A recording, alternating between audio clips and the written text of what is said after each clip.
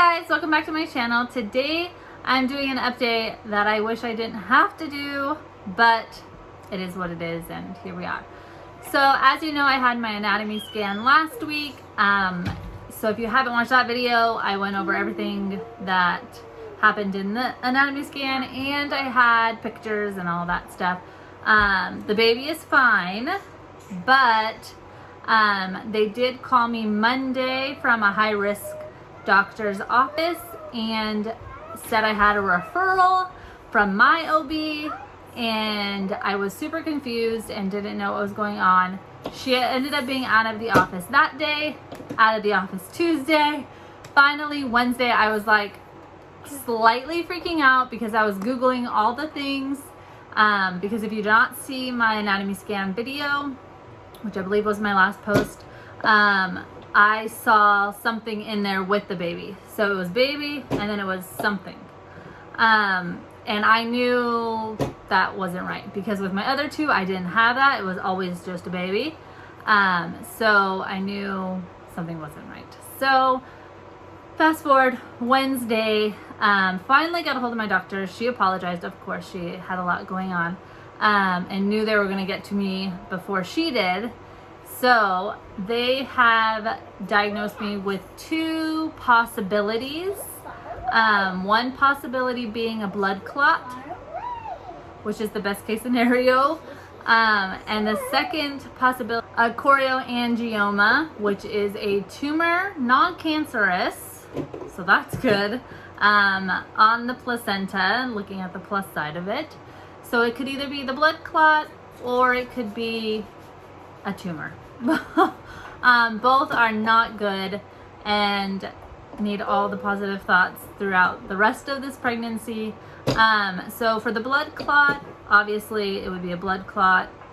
A blood clot is what it is.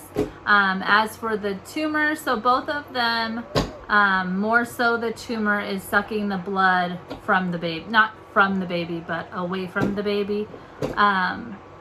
So that poses obviously a big risk. One of the risks being that her heart enlarges because she's trying to pump more blood, obviously for herself.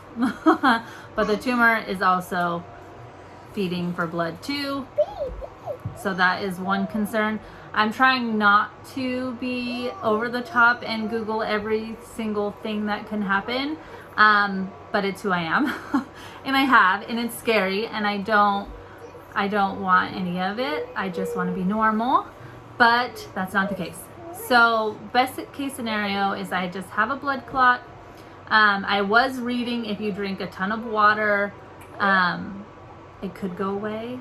So I've been slightly drinking a lot of water, like every second of the day. And I also was reading another thing like your iron, which produces blood. So I've been, I ordered a bunch of new foods like for dinner and snacks and stuff that are high in iron. So I create, don't mind Mila, always make it. Our house is like 7,000 degrees. AC is coming hopefully next week. Anyhow, but so then I produce more blood, and then hopefully the baby gets more of the blood. So as of now, they don't know what it is. The original diagnosis was an abruption, placenta abruption. I believe that's how you say it. And they ruled that one out already. So it's not that. And I thought it was the previa, and then they have another one that's like, has another name to it and is not good either, but it's not that. So, but it is either a tumor or a blood clot. And then I go in on the 14th at 9:15 with the high-risk doctor. The doctor is actually doing the ultrasound, and they will then determine what it is and what our plan is.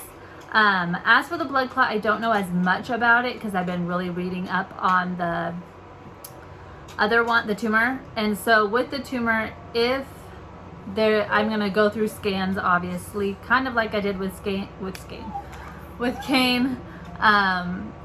with non-stress tests and checking her heart and the top of her head and all the parts that obviously need the most blood.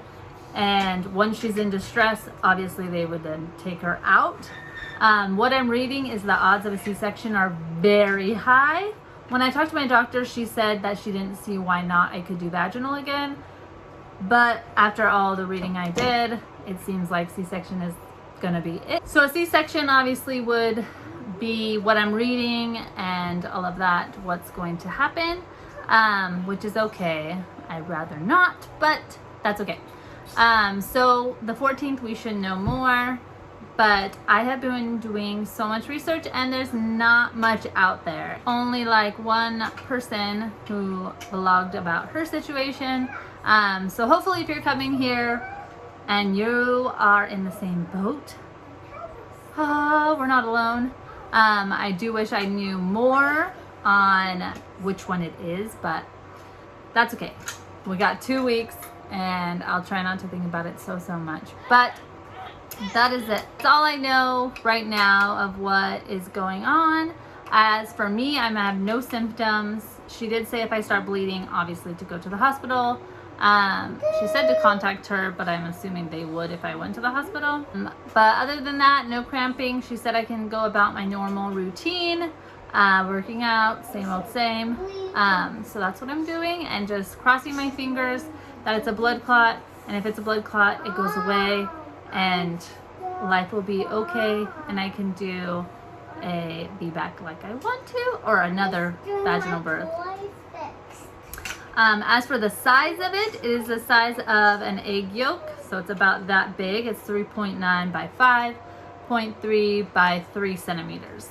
So should be about this big, and baby is 11 ounces. So hopefully, because I'm reading, once it gets to 5 centimeters, that's when it's obviously a tumor, more so a tumor, and can take over and do all that, which we don't want to do. So we're gonna hope everything is okay and this just disappears, maybe, hopefully. But I feel like this is my luck in life. It's 0.5 to 1% of pregnancies, people. I'm your girl. I should just play the lotto, because Mila, I had retained placenta, that's 1%. Kane, I had marginal cord, I believe that's 4%. And then obviously this one is what it is. So hopefully, fingers crossed, life does not get crazy, because we have a lot going on in the next few months, like a lot. We're doing a kitchen remodel, solar, windows, AC, and it's all gonna happen at the same time. So I need all the positive thoughts, send them my way, and I'll keep you guys posted. Thank you so much for watching. Bye.